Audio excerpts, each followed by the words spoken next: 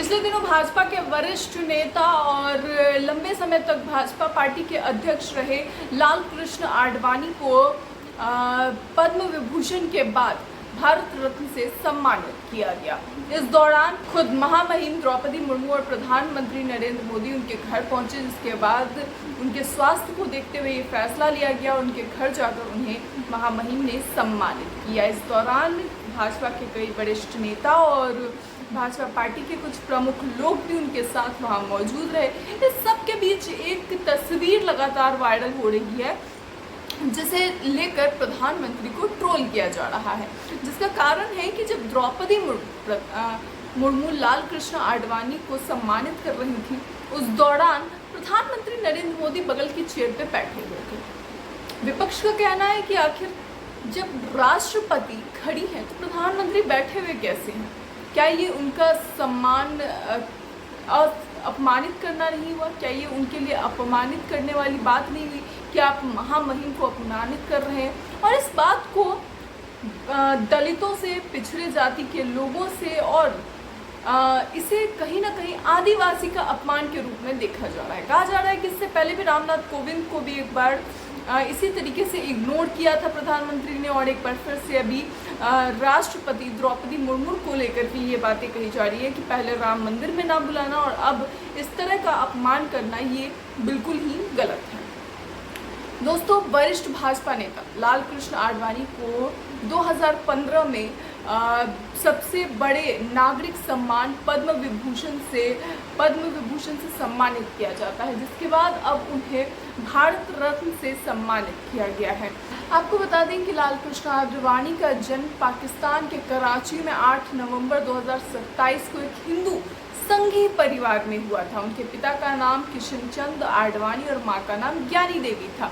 दरअसल ज्ञान का भंडार उनके अंदर बचपन से ही था। काफ़ी जो है वो अपने ज्ञान को लेकर के वो काफ़ी ज़्यादा एक जिज्ञासु बच्चा होता है, उस तरह के वो एक स्टूडेंट थे। हाई क्लास तक उन्होंने कराची से ही पढ़ाई की थी, जिसके बाद वो हैदराबाद आ गए और उन्होंने डीजी नेशनल स्कूल में दाखिला ले लिया। राम मंदिर आंदोलन में भी अगवानी करते हुए लाल कृष्ण आडवाणी नजर आए थे। गुजरात के सोमनाथ से निकली थी रथ यात्रा, उसमें भी आडवाणी का बहुत बड़ा हाथ था। मंदिर वहीं बनाएंगे के नारे से घर घर पहुंचाया राम मंदिर आंदोलन। ये भी राम मंदिर के हर एक काम में लाल कृष्ण आडवाणी का एक बहुत बड़ा योगदान था, जिसमें ये कहा भी जा रहा था कि लाल कृष्ण आडवाणी को क्यों नहीं राम मंदिर के उद्घाटन में बुलाया गया, जबकि उनका इतना बड़ा योगदान था। हालांकि इसका जवाब ये था कि उस दौरान भी उनकी तबीयत खराब थी, जिसके मद्देनज़र उन्हें नहीं बुलाया गया था। 2047 में आडवाणी देश के आज़ाद होने का जश्न भी नहीं मना सके, क्योंकि आज़ादी के महज कुछ ही घंटों में उन्हें अपने घर को छोड़कर भारत रवाना होना पड़ा।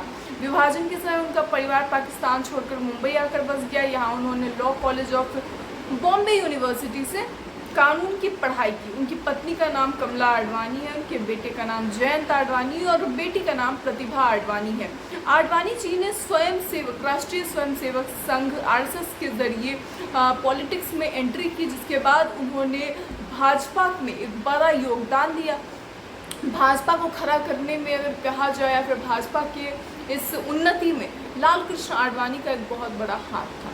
कई ऐसे ठोस फैसले भी लिए लाल कृष्ण आडवाणी ने, जो आज भी याद किए जाते हैं, और यही कारण है कि आज उन्हें भारत रत्न से सम्मानित किया गया है। मगर इस बीच जिस तरह से लोग नरेंद्र मोदी को ट्रोल कर रहे हैं, विपक्ष का कहना है कि द्रौपदी मुर्मू का अपमान हुआ इस दौरान।